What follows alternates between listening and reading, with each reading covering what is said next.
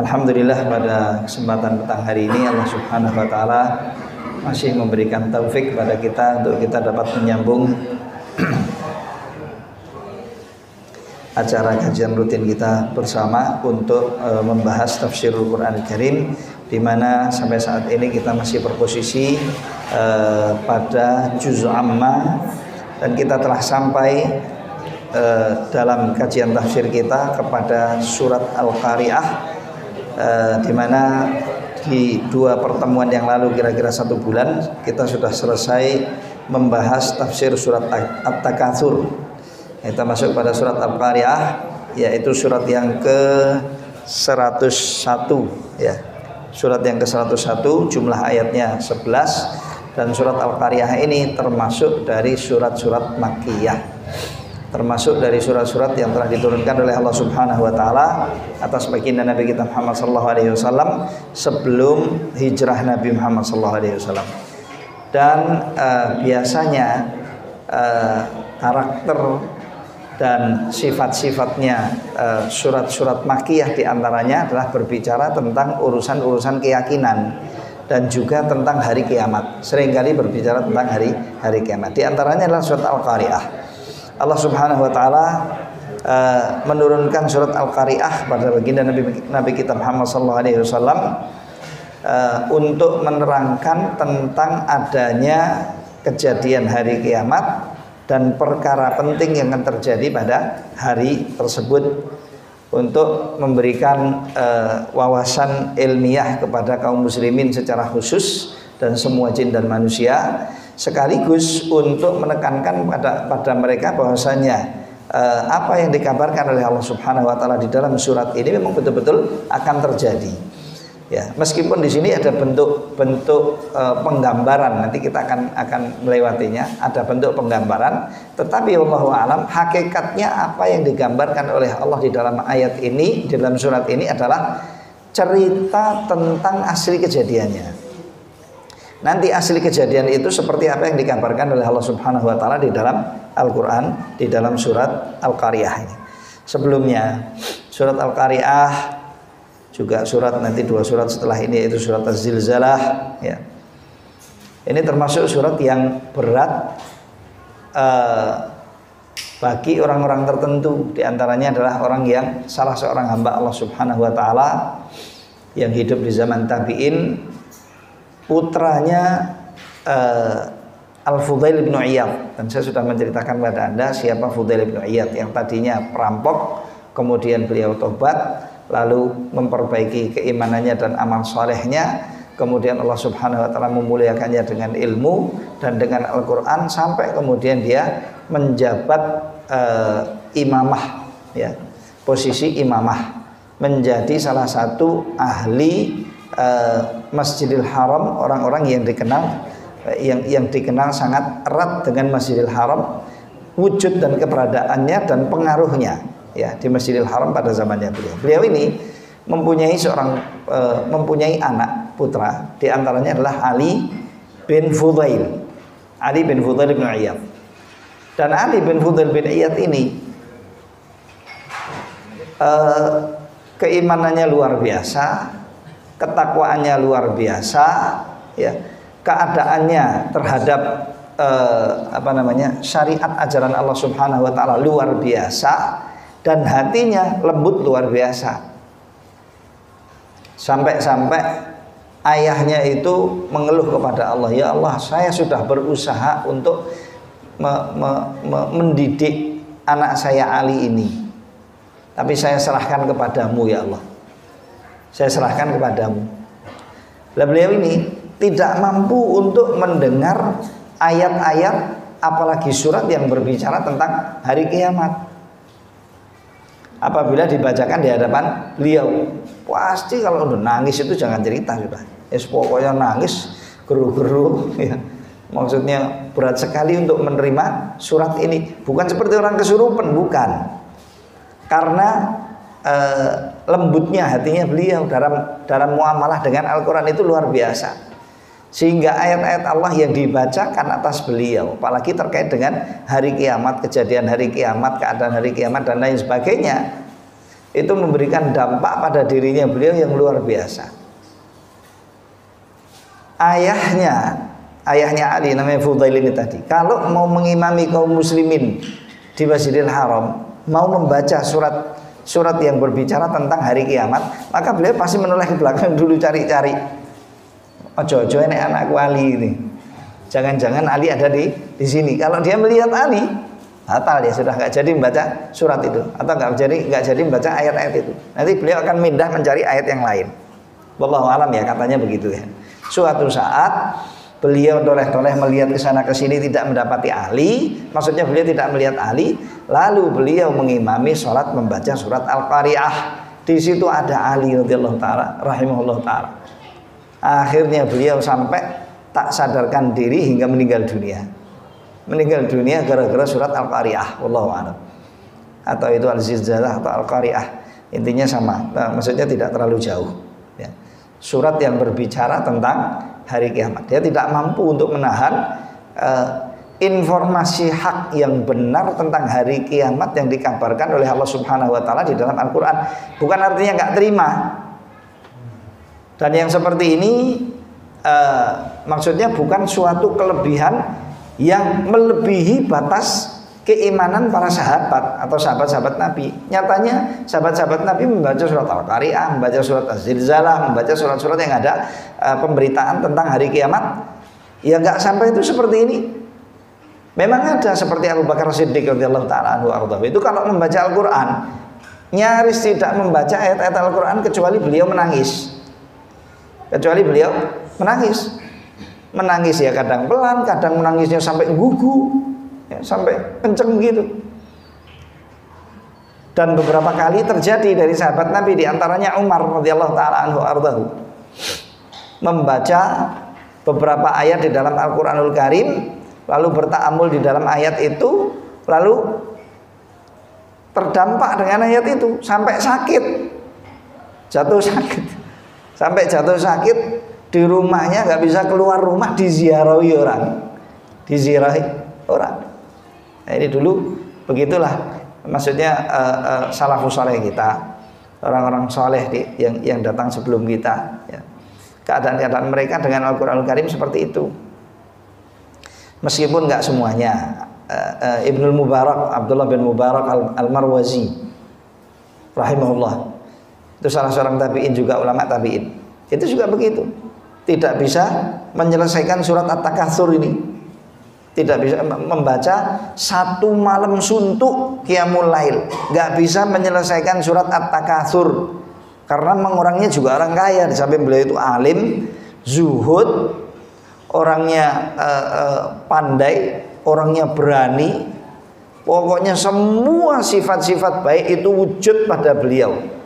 Dulu saya sudah nyebutkan juga ya, murid-muridnya suatu waktu, beberapa orang murid-muridnya itu duduk bersama, lalu mereka berusaha untuk mengumpulkan sifat-sifat baik dan kemuliaan para sahabat.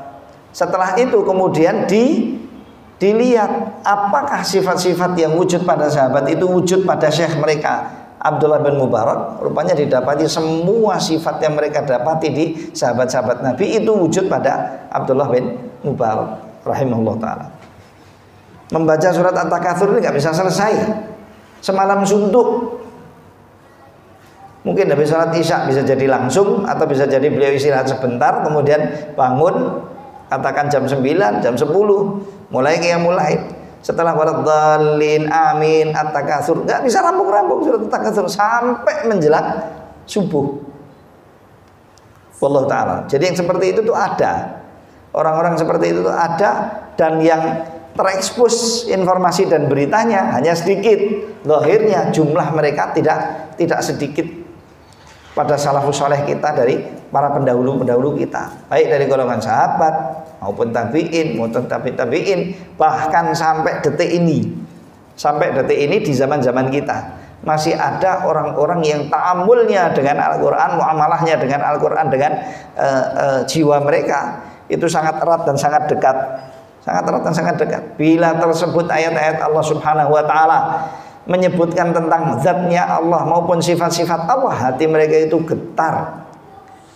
dan mereka gentar, hatinya getar, mereka takut gitu ya dengan ayat-ayat itu. Dan mereka lah orang yang paling jauh dari maksiat. Sudah jauh dari maksiat, ketakwaannya luar biasa, imannya luar biasa, amal solehnya luar biasa, kena ayat-ayat Al-Quran, getar hatinya. Mudah-mudahan Allah Subhanahu wa taala memberikan karunia ini kepada kita. Allahumma amin. Ini pemberian yang luar biasa. Silahkan diamini. Yang mengamini nanti harus berusaha, ya. Nggih. Jangan amin mawon. Qabul juga boleh, amin boleh, qabul boleh, enggak apa-apa.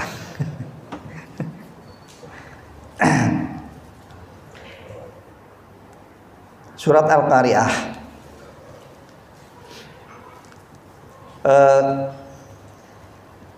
Allah Subhanahu wa taala berfirman di dalam surat ini, A'udzubillahi samil alim minasyaitonir rajim. Bismillahirrahmanirrahim. Al-Qari'ah. Mal Qari'ah. Wa ma adraka mal Qari'ah.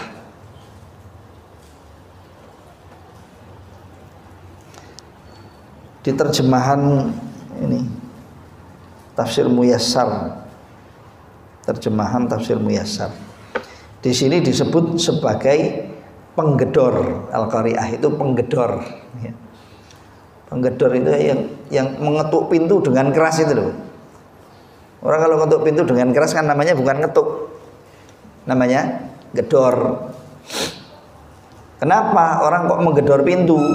Biasanya karena sesuatu yang penting, sesuatu yang besar, menyebabkan buru-buru karena terlalu gembira buru-buru, atau terlalu takut juga buru-buru.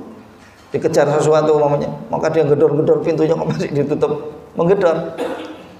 Al-Qari'ah.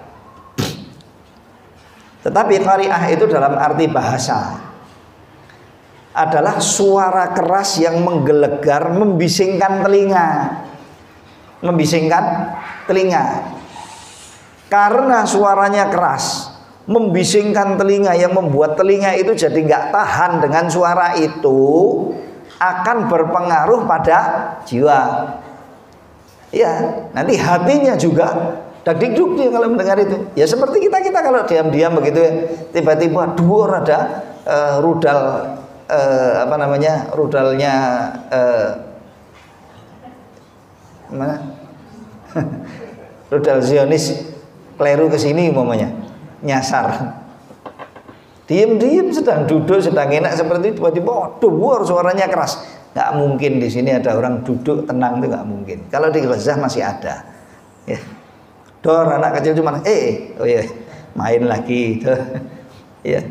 Karena sudah terbiasa. Tapi kalau di sini nggak mungkin. Dia ada suara geledor begitu sedikit saja, ketika membuat telinga tidak nyaman, tergedor dengan suara yang sangat membising, sangat bising dan mengganggu telinga itu sendiri karena berat pendengarannya, akibatnya mengakibatkan hatinya juga terpengaruh dengan itu. Begitu juga ini kiamat. Al-Qari'ah. Mal Qari'ah. Tahukah Anda Qari'ah itu apa? Al-Qari'ah. Apakah Qari'ah itu? Yang kedua, apakah Qari'ah itu? Yang ketiga, wa ma adraka mal Qari'ah. Tahukah Anda apa Qari'ah itu? Itu sampai diulang 3 kali oleh Allah Subhanahu wa taala. Karena ingin memberikan suatu informasi kepada kita tentang besarnya, agungnya kejadian Qari'ah ini nanti. Kejadian Qari'ah. Dan Qari'ah itu adalah yauma yakunun nasu kal farashil mabthuts wa takunul jibalu kal ihnil manfush. Dan kejadian itu hanya akan terjadi kelak di hari kiamat. Berarti Al-Qari'ah nama dari nama-nama hari kiamat, dan itulah yang disebut oleh jumhur mufassirin. Kebanyakan dan mayoritas mufassirin menyebut Al-Qari'ah adalah nama dari nama-nama hari kiamat. Nama dan sebutan yang dipakai oleh Allah untuk mengabarkan kepada kita tentang hari kiamat yang bakal terjadi, dan itu sudah pasti terjadinya, cuma kapan dirahasiakan oleh Allah Subhanahu wa taala. Dan bila sudah terjadi, maka seperti apa yang dikabarkan oleh Allah Subhanahu wa taala. Dan di sana ada kejadian-kejadian yang sangat berat, yang sangat susah ya. Tentunya nanti ada fase-fasenya kejadian dari kiamat itu. Tidak dor sekali kemudian langsung jadi segalanya, tidak. Tetapi akan ada tanda-tanda kecilnya dulu. Sampai tanda-tanda kecil itu nanti habis, berikutnya akan ada tanda-tanda besar hari kiamat, kejadian hari kiamat. Dan tanda-tanda kecil hari ini sudah nyaris habis. Hari ini ya. Tanggal berapa ini? 12 Januari 2024 ya. Ini sudah nyaris habis. Tanda-tanda kiamat kecil, maksudnya nyaris habis itu sudah keluar semuanya gitu ya. Tinggal beberapa, sedikit. Nanti setelah tanda-tanda kiamat kecil ini habis, akan datang berikutnya tanda besar. Dan tanda besar itu cuma 10. Dan apabila tanda kiamat besar sudah dimulai dengan yang pertama, maka tanda berikutnya akan datang setelah tanda yang pertama dengan jeda masa yang tidak jauh, yang tidak terlalu jauh atau tidak jauh. Bahkan Rasulullah SAW menyebutnya, memberikan permisalan kepada kita agar supaya lebih mudah dicerna oleh benak-benak kita, bahwasanya tanda-tanda kiamat itu seperti tasbih ya, tasbih ya, yang dipegang oleh salah seorang di antara kita begini, lalu dipotong bawahnya, tek, apa yang terjadi? Biji tasbih itu akan jatuh dan beruntun. Jika yang pertama jatuh akan diikuti oleh yang kedua. Saat yang kedua jatuh akan diikuti oleh yang ketiga, berikutnya keempat, kelima, keenam. Tapi ini kejadian-kejadian. Rasulullah memberikan misal kepada kita lebih mudah dicerna bagi kita, agar supaya kita tahu bahwasanya tanda-tanda kiamat besar itu tidak akan jauh-jauh jaraknya gitu. Tidak akan jauh-jauh jaraknya. Dan apabila sudah tanda yang terakhir terjadi, tinggal menunggu jam 00-nya. Dan kalau sudah terjadi jam 00, waktu itu nanti akan terjadi tiupan sangkakala kehancuran. Hancur semuanya ya. Baik, ini kejadian hari kiamat nanti insya Allah kita sebutkan sendiri aja di dalam pembahasan sendiri. Baik.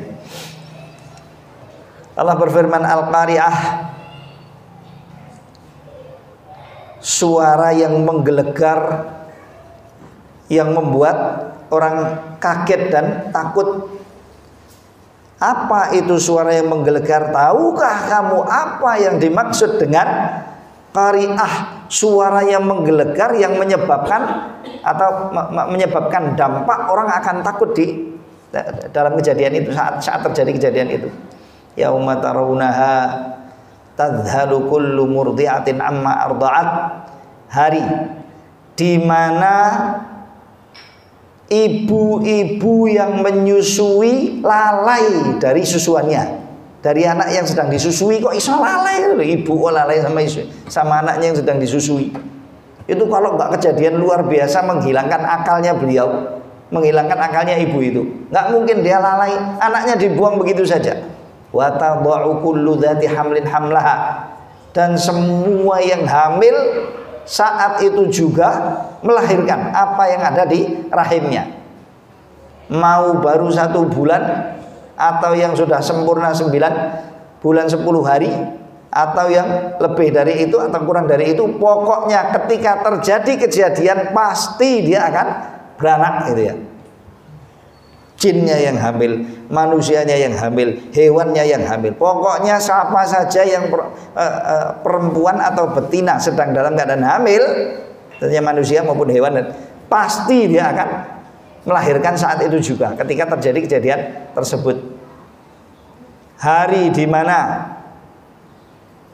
matahari digulung, bulan nabrak ke sana ke sini, bintang berjatuhan, laut terjadi padanya semacam apa ya, tsunami itu, kejadian tsunami yang sangat besar, laut terbakar, samudra terbakar membara, jadi api semuanya kobong. Bagaimana? Nggak tahu, tunggu aja nanti.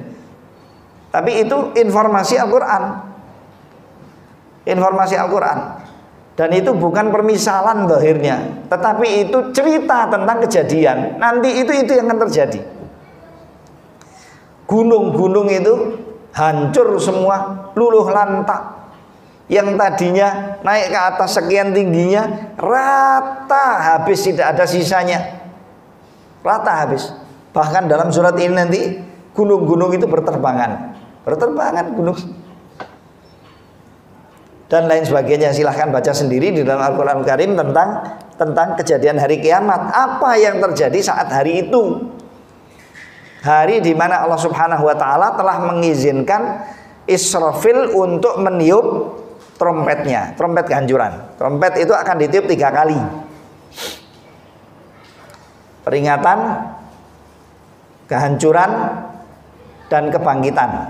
Ya, peringatan yang menakutkan, kehancuran dan kebangkitan, atau trompet kehancuran, trompet peringatan, dan trompet kebangkitan, atau kebangkitan dan peringatan berikutnya.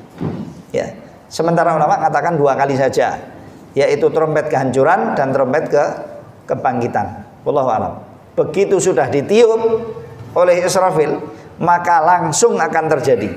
Dan Nabi sallallahu alaihi wasallam 1400 tahun yang lalu, sudah 1400 tahun yang lebih, 1400 tahun yang lalu, 1400 tahun lebih yang lalu sudah mengatakan bahwasanya malaikat yang ditugaskan oleh Allah untuk meniup sangkakala itu sudah meletakkan lubang tiupan sangkakalanya di bibirnya dan mengangkat keningnya ke atas, dan sudah mengangkat keningnya ke atas menunggu untuk diperintah oleh Allah Subhanahu wa taala agar meniup sangkakalanya.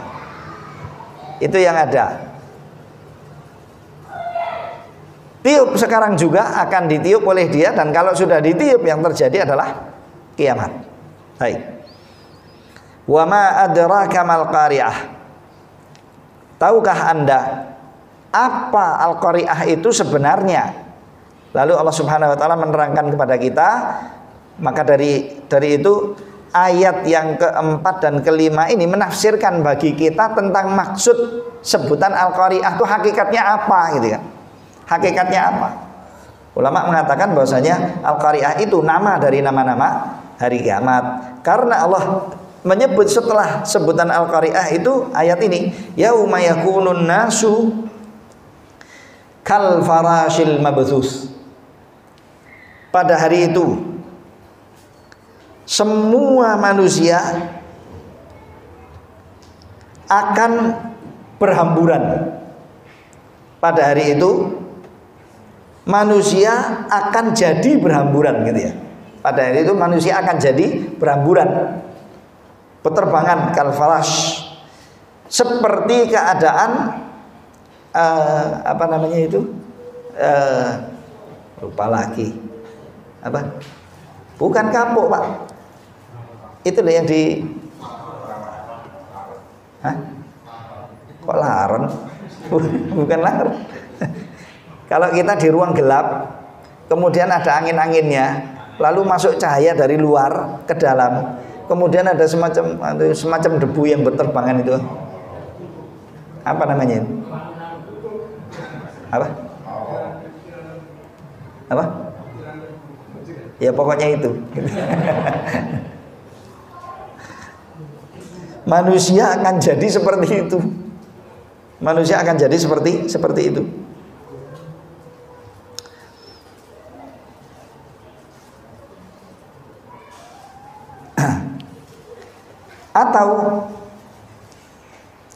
Atau faras itu jadi hewan-hewan kecil yang berterbangan di lilin yang dibakar di kegelapan biasanya, ataupun di lampu-lampu yang itu kan ada tuh. Di lampu itu kan ada yang berterbangan itu, apa itu? Ya itu. Bukan laron. Nggih pun. Kurang lebih lah. Lah ada hewan-hewan itu. Hewan-hewan itu termasuk dalam bahasa Arab juga termasuk yang disebut sebagai farash, ya, sebagai farash. Pada hari itu manusia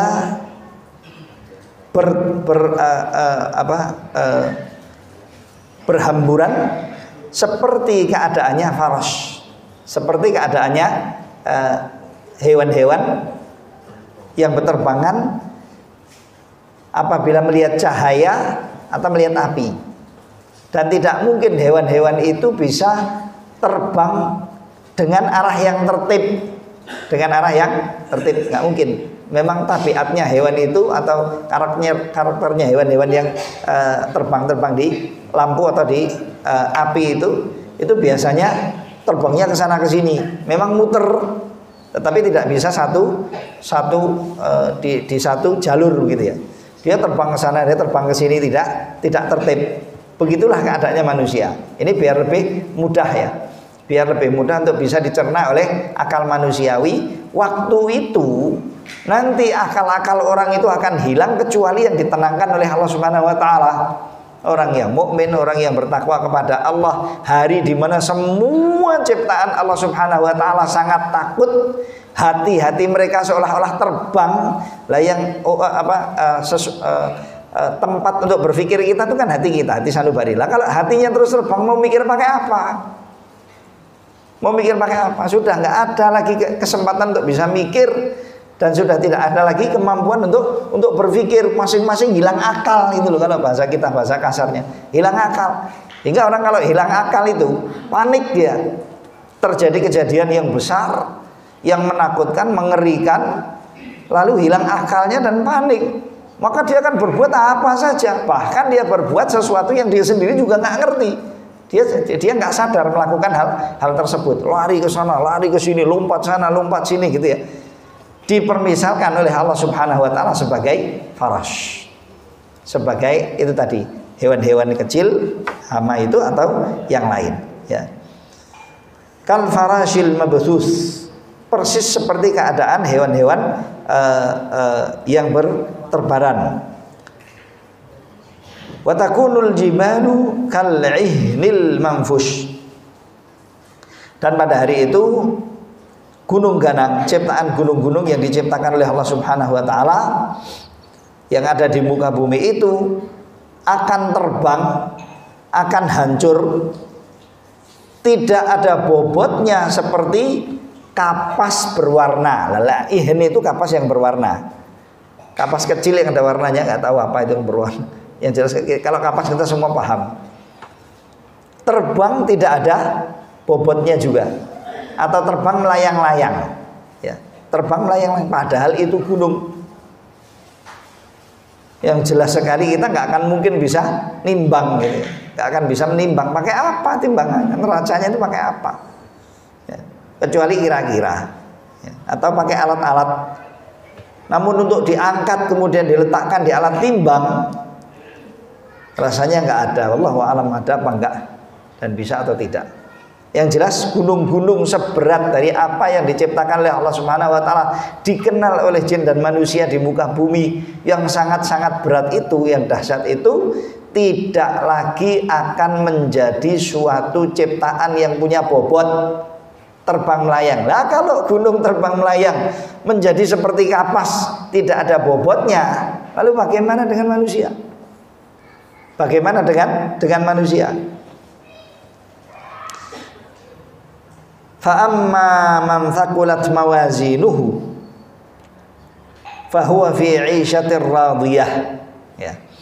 Setelah Allah Subhanahu wa taala menyebutkan kepada kita tentang hari kiamat dan sangat-sangat membesarkan keadaan hari kiamat, mengabarkan kepada kita bahwasanya hari kiamat itu agung dan besar sekali.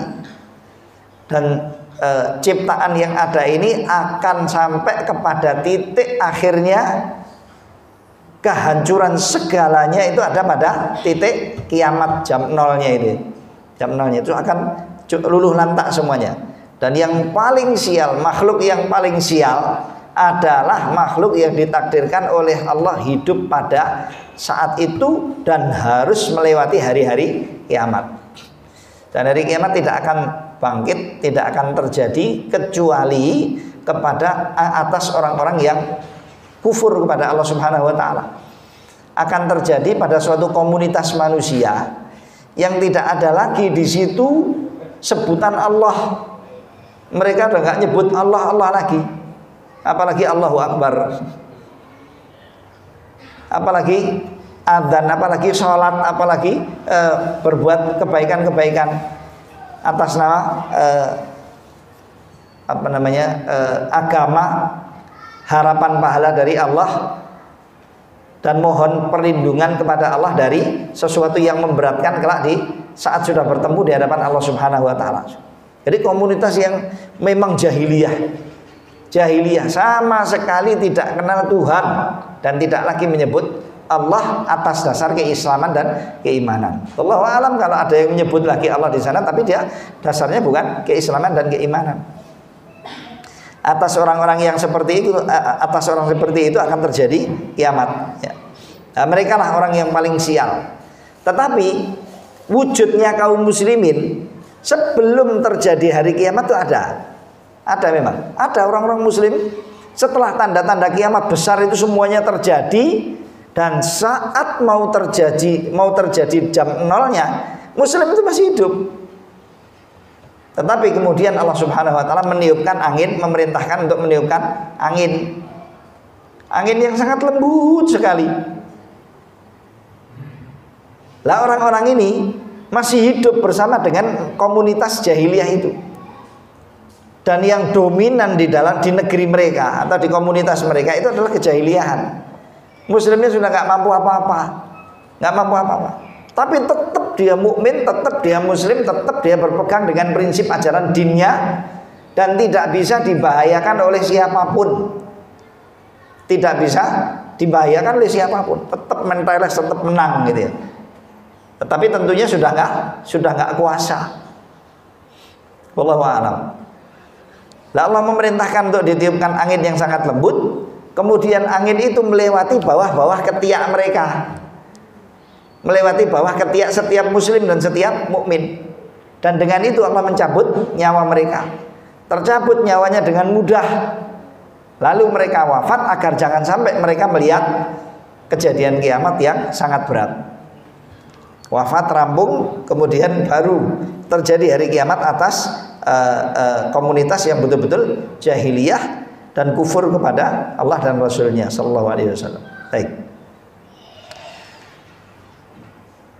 Fa'amma man thaqulat mawazinuh, siapa saja di antara makhluk mukallaf jin dan manusia, laki maupun wanita, yang bakal berat nantinya di hadapan Allah timbangan amal baiknya dan amal salehnya, fahuwa fi 'ishatir radiyah, maka dia akan hidup dalam suatu keadaan hidup yang diridhoi.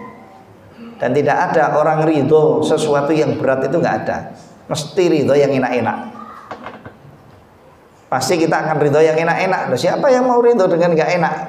Kalau suruh milih loh ya, pasti ridhonya dia yang paling enak, paling sempurna, tidak ada kurangnya. Ya, itu yang kita ridhoi.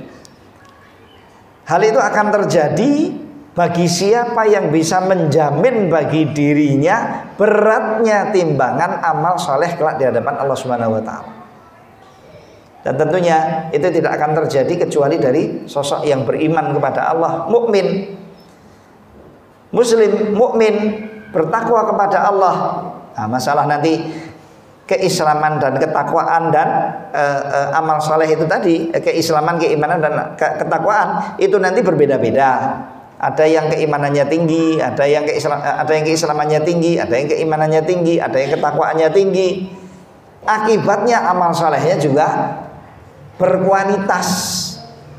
Amal solehnya berkualitas. Katakan dia nggak bisa banyak beramal soleh karena bukan orang kaya raya atau bukan orang yang mempunyai kebebasan. Dia orang beriman, bertakwa kepada Allah Subhanahu wa taala.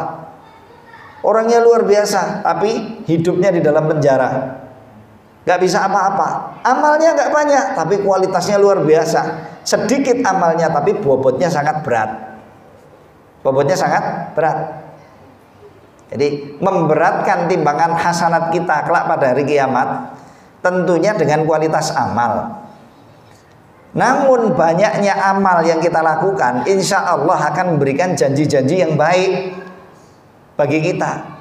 Maka dari itu ya, siapa di antara kita yang mampu, jangan sampai kemudian menyia-nyiakan kesempatan hidupnya, menyia-nyiakan apa yang telah dititipkan oleh Allah Subhanahu wa taala pada dirinya. Allah nitipkan kepada kita diri kita. Allah nitipkan kepada kita segala yang dirizkikan dan diberikan oleh Allah kepada kita.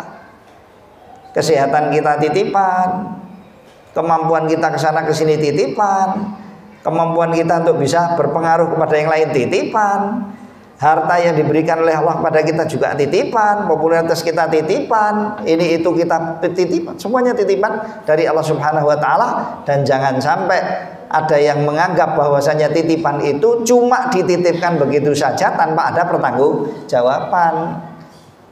Seperti yang sudah kita lewati di surat At-Takatsur, tsumma latus'alunna yauma idzin 'anin na'im. Jangan lupa, kelak kita bakal dipertanggungjawabkan oleh Allah tentang semua bentuk nikmat yang diberikan oleh Allah kepada kita. Teman, kalau sudah lewati yang begini-begini ini pusing gitu. Terus terang betul. Berapa dari nikmat Allah Subhanahu wa taala yang diberikan oleh Allah kepada kita? Nikmat mata bisa sehat bukan untuk melihat yang baik-baik. Nikmat telinga sehat, alhamdulillah nggak ada yang tuli, tetapi bukan untuk dengar yang baik-baik. Nikmat lisan, alhamdulillah nggak kena stroke. Lidahnya dan lisannya bisa untuk dipakai berbicara dengan mulut dan gigi-giginya, bisa untuk berbicara. Realnya pembicaraannya juga nggak baik, atau minimal lalai terus dari zikir kepada Allah.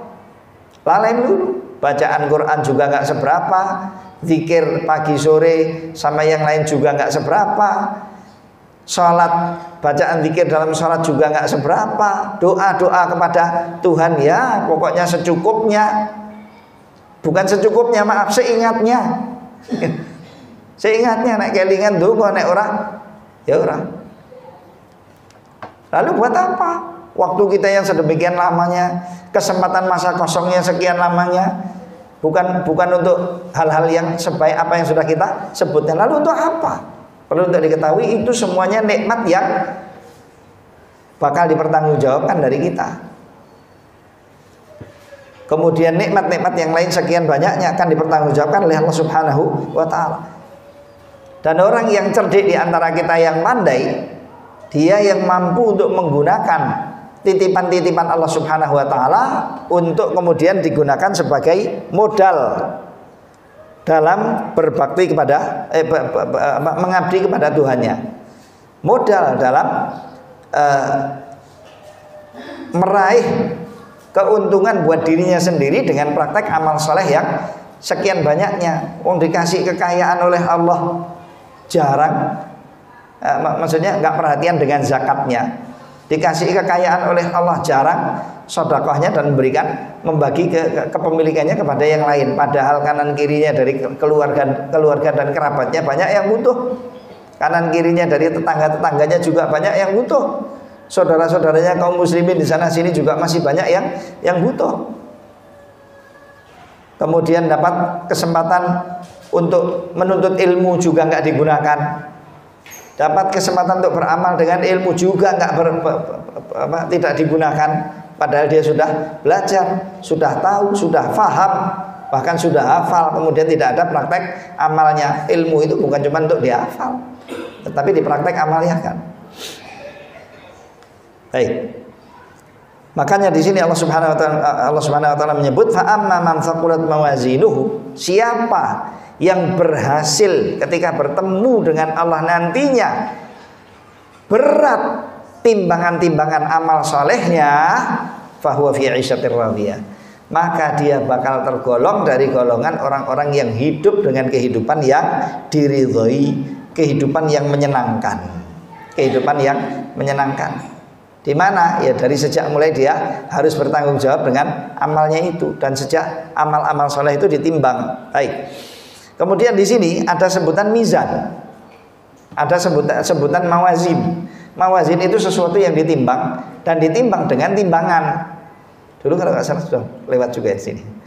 Bahwasanya timbangan-timbangan itu kelak pada hari kiamat itu bakal ada, akan ada.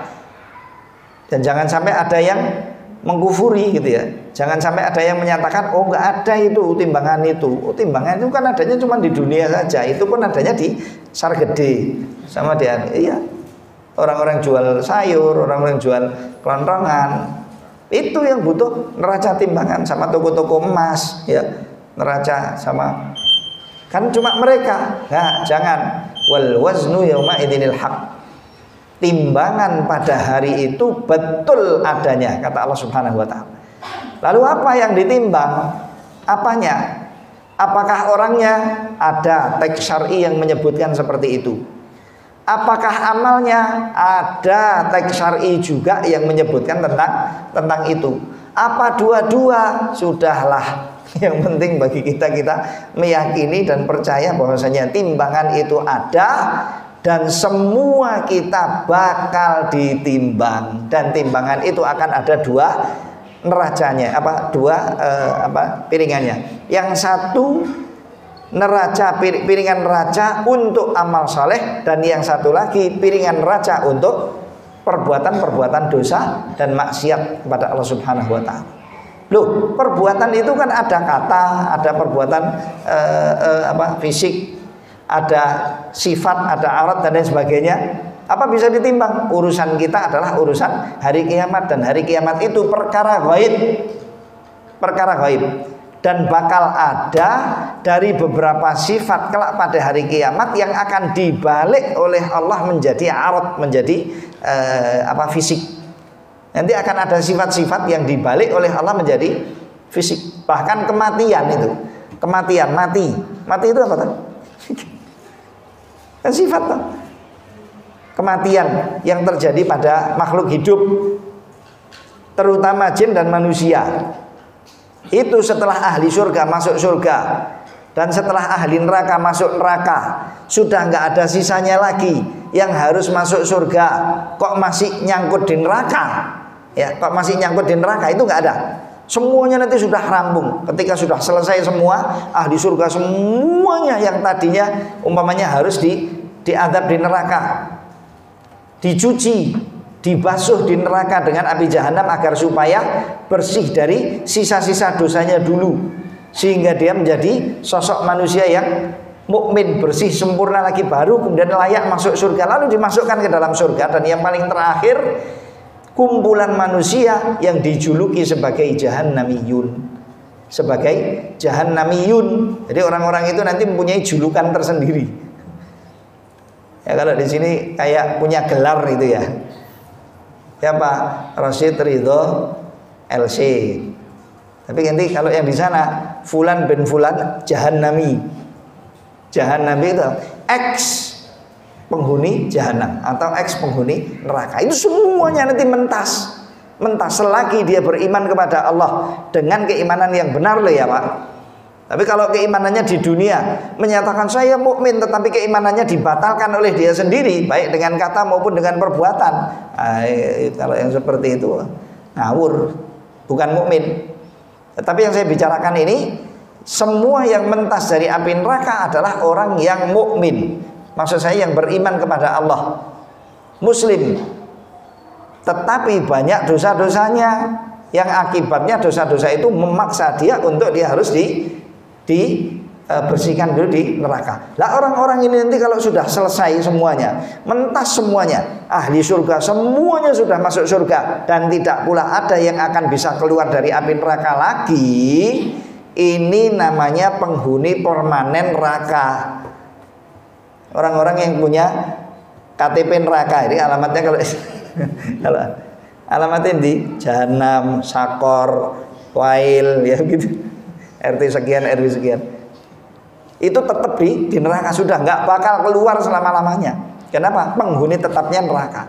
Kalau sudah itu yang terjadi, nanti Allah memerintahkan malaikat untuk datang dengan kematian. Lalu beliau diperintahkan untuk menyeru kepada ahli surga, wahai ahli surga. Lalu semuanya melihat, tahukah kalian apa ini? Mereka mengatakan, iya kami tahu itu kematian. Bagaimana tahu? Nah, tidak ada seorang pun yang hidup di sini kecuali bakal merasakan kematian. Kullu man 'alaiha fan. Kullu nafsin dha'iqatul maut.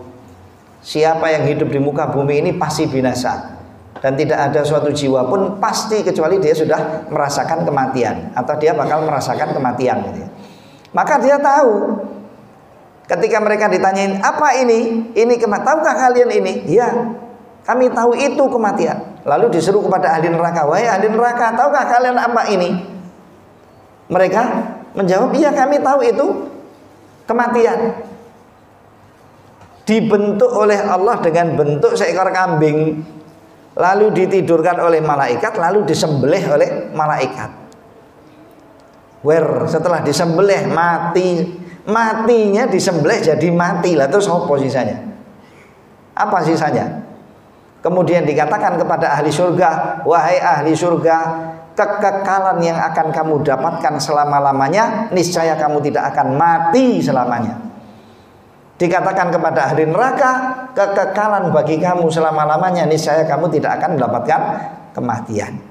Dan itu adalah mati dirubah oleh Allah menjadi ciptaan kambing yang kemudian dipotong dan disembelih oleh malaikat. Bukan sesuatu yang mustahil. Allah Subhanahu wa taala Maha mampu atas segalanya. Nanti zikir kita akan ditimbang, ya. Salat kita akan ditimbang, puasa kita akan ditimbang. Ya kalau zakat sama sedekah itu ditimbang, oke, masih makul, masih bisa ada yang ditimbang, ada materinya, ya kan? Tapi kalau yang bentuknya sifat-sifat seperti itu, perbuatan-perbuatan amal, amal-amal manusiawi yang nggak ada bentuk fisiknya, bagaimana ditimbang? Nah, pertanyaan bagaimana ini yang perlu untuk dikoreksi. Yang jelas nanti bakal ditimbang oleh Allah. Sedangkan bagaimana bentuknya, wallahu a'lam. Kenapa wallahu a'lam? Karena Allah sendiri nggak menyebutkan detailnya, dan Rasulullah SAW juga nggak mengabarkan kepada kita detail bagaimana cara Allah Subhanahu Wa Taala menimbangnya. Paling selamat ya nanti kita tunggu sama-sama. Ya, kita lihat sama-sama. Baik, ini karena waktunya sudah habis. Kita cukupkan sebatas ini dulu kajian kita. Mudah-mudahan yang sedikit ini bermanfaat untuk kita semuanya. Semoga berkenan kiranya Allah Subhanahu wa taala untuk membimbing kita di atas jalur keislaman dan mewafatkan kita di atas jalur keimanan dengan husnul khatimah. Dan semoga Allah berkenan untuk memberkahi bagi kita, diri kita, umur kita, amal saleh kita, ilmu yang telah kita kaji bersama, dan semoga menjadi pemberat bagi kita, pemberat timbangan kebaikan kita kelak di sisi Allah Subhanahu wa taala bagi kita semuanya. Juga kita mohon kepada Allah Subhanahu wa taala agar Allah berkenan untuk membela saudara-saudari kita kaum muslimin yang terzalimi di Gaza, dan semoga Allah Subhanahu wa taala meringankan atas mereka cobaan-cobaannya, dan semoga Allah menguatkan mereka untuk melawan musuh-musuh mereka dan musuh-musuh kita bersama. Allahumma amin. Allahumma amin. Sallallahu ala nabiyina Muhammadin wa ala alihi washabbihi ajma'in, wa akhiru da'wana alhamdulillahirabbil alamin. Mari kita tutup majelis ini dengan kafaratul majlis. Subhanakallahumma wa bihamdika asyhadu an la ilaha illa anta astaghfiruka wa atubu ilaik. Wassalamualaikum warahmatullahi wabarakatuh.